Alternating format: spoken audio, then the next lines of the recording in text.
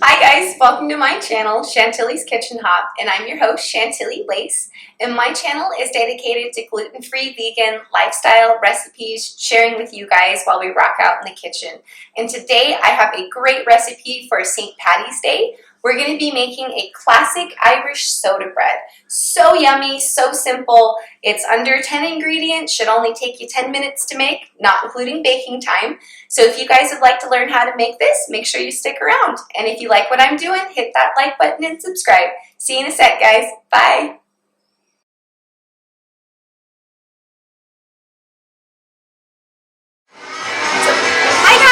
Welcome to Chantilly's Kitchen Hop, and thanks so much for joining me today.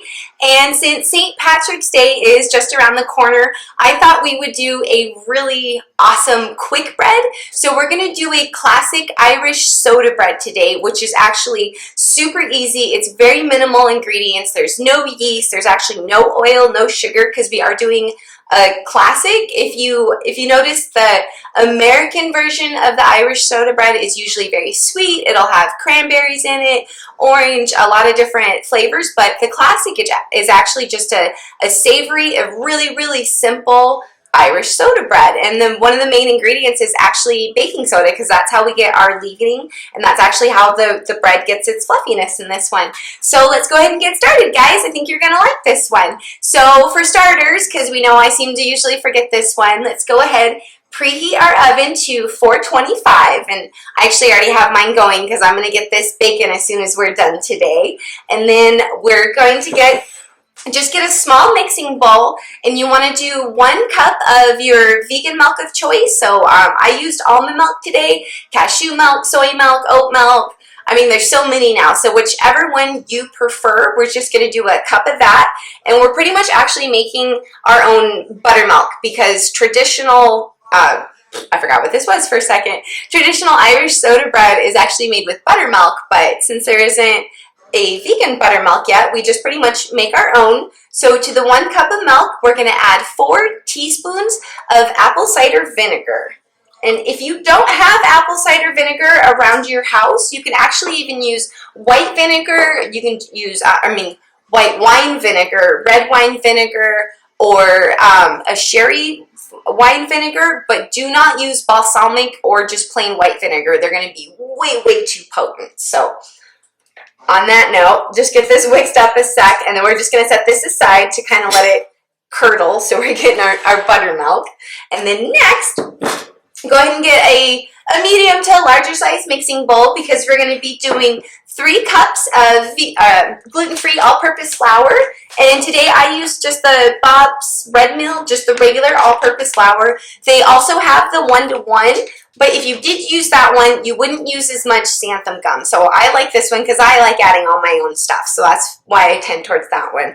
So we're doing 3 cups of that, and we actually want to run it through a sifter, because we're going to help make sure our flour is really nice and fine for our bread. Since this is a bread, you don't want it kind of grainy. Sometimes it can get that way, and a lot of times even like traditional, get this out of here without spilling everywhere, bread flour is a lot finer. There'll be like special mixes for it and stuff, so this just helps a little extra step to make sure it's not grainy on us.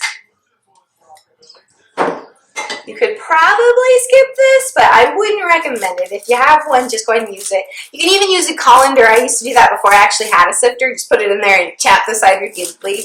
Kind of looks crazy. You get a good arm workout though.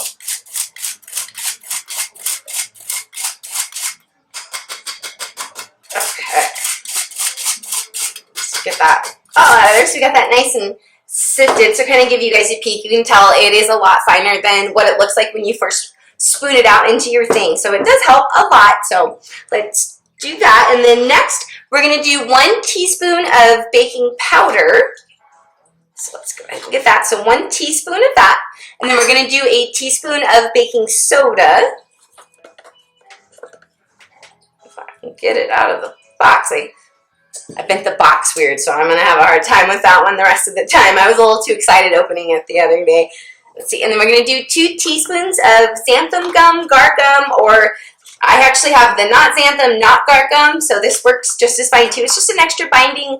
It helps act like an extra egg in there for us, so you just get that really extra nice fluffy bread, because we don't want this to be, it's a little bit denser bread, but not a super dense bread, so that kind of helps explain what this is going to be like. So we got 2 teaspoons of that, and then we got a teaspoon of salt. And then for fun, since it's St. Patty's Day and I figured why not, we're actually going to add in a teaspoon of spirulina powder.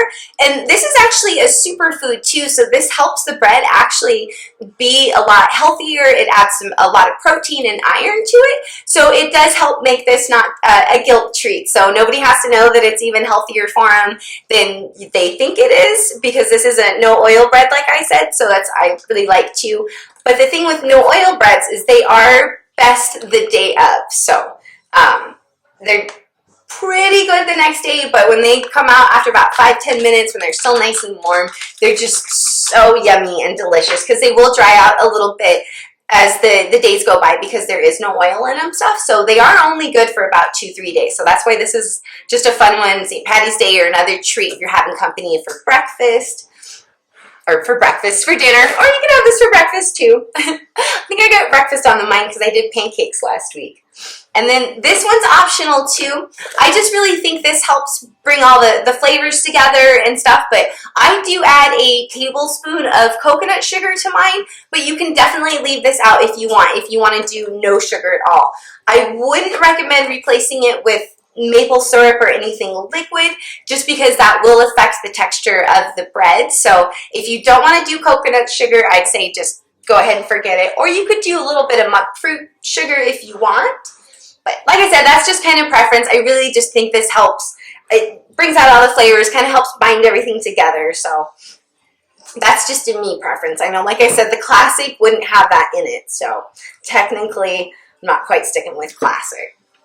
And then also, if you want a dark green, like the bread I showed you guys in the beginning, I actually did 2 teaspoons of the spirulina, because as you can tell after we whisk it all together, it's not really very green. So I added in more thinking it wasn't going to turn out green, but trust me, once the liquid hits it, it's going to turn green. So I would start with maybe just the 1, and then if you do want a darker green, go ahead and add the 2.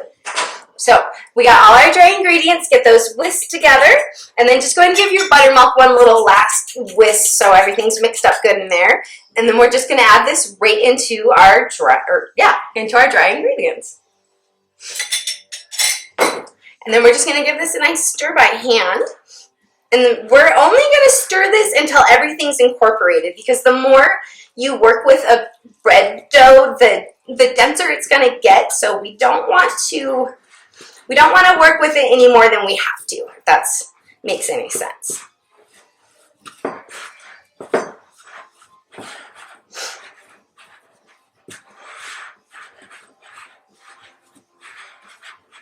So we'll just start kind of all binding together. It's going to be a little sticky, but not super sticky. But it'll pretty much, you're going to get a good arm workout.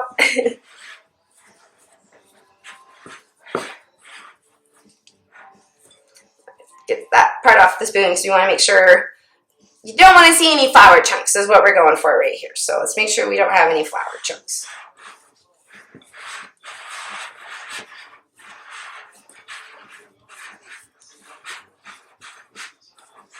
Okay, that's looking pretty good. It's still a little sticky, but we can, pick it up and actually handle it with our hands pretty well, so that's good to go. So let's go ahead and get a just piece of parchment paper. This is actually, usually I don't use parchment papers and stuff, but this will make it just a little bit easier because it is a little sticky with it being the bread. So it's going to be a little bit harder to handle. So this will just make it nice and easy for you to transfer over to your cookie sheet, baking sheet, or actually I have this like perfect sized round one that's pretty much going to fit it just about right. So I just like to use that one just for shape and stuff, but pretty much any pan will work.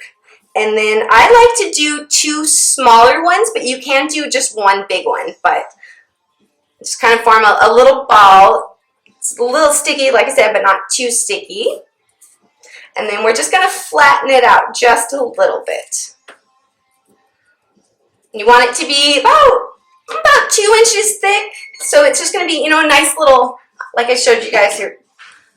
You're just going to have a nice, I like doing this separate ones, 2 to 3, so that way everybody kind of gets one. You could even split it up and make 4 smaller ones, so it's just kind of fun. Or if it's just going to be, you know, you want everybody to share, just make the one big one. So we got it just kind of flattened out a little bit more, actually. I think I got mine a little over 2 inches. Just kind of give you guys an idea about how thick it is. So see, it's probably about a little less than 2 inches, or right about there. And then we're just going to very lightly do a little X in the top. This will just help give it some character and look really nice when it's done, like a rustic bread. And then I like to put, today I'm going to do a little bit of caraway seeds on mine, but you could also do rolled oats. You can do a little bit of like salt and pepper.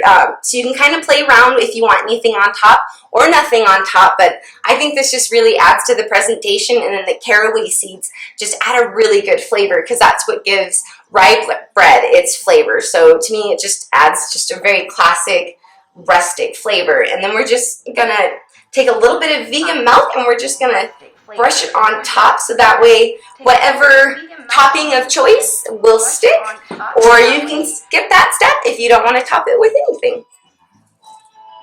And then just sprinkle, like I said, I'm doing caraway seeds. I just think it'll make it look super cute, and it tastes so yummy like that.